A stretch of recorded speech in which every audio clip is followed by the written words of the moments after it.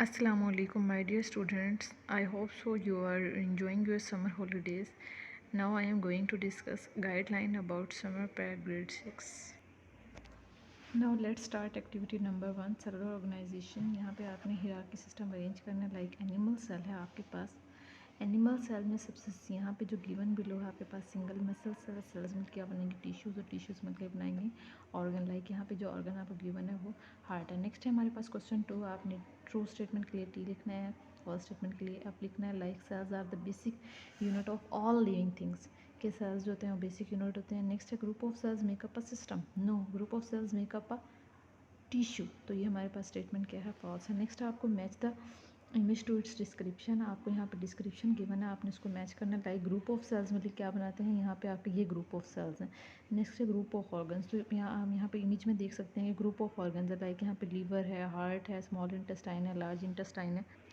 आपने इस तरह से इनको मैच करना है. Now let's move to activity number 2 animal and plant cell. इस में हमने ये बताना है कि whether it is animal cell and plant cell.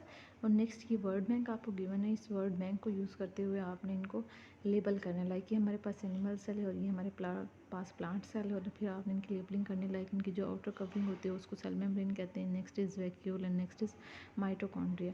Next हमारे पास है यूज़ द वेन डायग्राम. आपने वेन डायग्राम को यूज़ करते हुए एनिमल सेल और प्लांट सेल को कंपेयर करना है. ये दोनों क्वेश्चंस जो हैं वो हम ऑलरेडी क्लास में डिस्कस कर चुके हैं क्विज़ 1 के सिलेबस में. Now let's move to activity number 3 cellular hierarchy. आपने यहाँ पे क्या करना है, प्लांट सेल्स के नेम लिखने हैं. प्लांट सेल्स के नेम लिखने के बाद आपने इनके फंक्शन लिखना है. लाइक आपको पास फर्स्ट प्लांट सेल है रूट हेयर सेल्स. और रूट हेयर सेल्स का फंक्शन क्या होता है, ये वाटर और मिनरल्स को एब्जॉर्ब करते हैं फ्रॉम सॉइल से. नेक्स्ट आपने बेटा खुद सॉल्व करना है. नेक्स्ट हमारे पास है एक्टिविटी नंबर 4.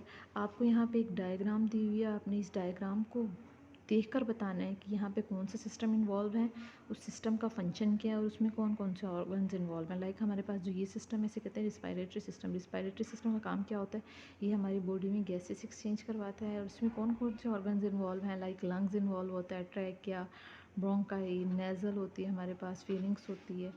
तो आगे वाले बेटा आपने खुद सॉल्व करना है. Now let's move to activity number 5. Activity number 5 में आपने मॉडल बनाना है ह्यूमन रिस्पायरेटरी सिस्टम का. आपने क्या करना है, इसको यहाँ पे आपको बहुत अच्छे से इंफॉर्मेशन गिवन है स्टेप बाय स्टेप. तो आप इन स्टेप्स को यूज़ करते हुए आप मॉडल प्रिपेयर करेंगे. Now let's move to activity number 6. आपने एलिमेंट और कंपाउंड का डिफरेंस लिखना है. तो ये भी हम ऑलरेडी क्लास में डिस्कस कर चुके हैं कि एलिमेंट और कंपाउंड में क्या डिफरेंस होता है. Element only made up of one type of atom, जबकि कंपाउंड क्या होते हैं, डिफरेंट एलिमेंट्स से मिलके बनते हैं लेकिन फिक्स रेशियो में मिलते हैं. इनके रिप्रेजेंट करने के लिए हम सिंबल्स यूज़ करते हैं, जबकि इनको रिप्रेजेंट करने के लिए हम फार्मूलाज यूज़ करते हैं. नेक्स्ट है हमारे पास एक्टिविटी नंबर 7. यहाँ पे आपको एलिमेंट्स गिवन है, आपने उनके सैम्बल लिखने हैं और उनके एंडिंग नेम लिखने हैं. लाइक ऑक्सीजन के लिए जो सैम्बल हम यूज़ करते हैं उसे कहते हैं O और इसका एंडिंग नेम क्या है, ऑक्साइड.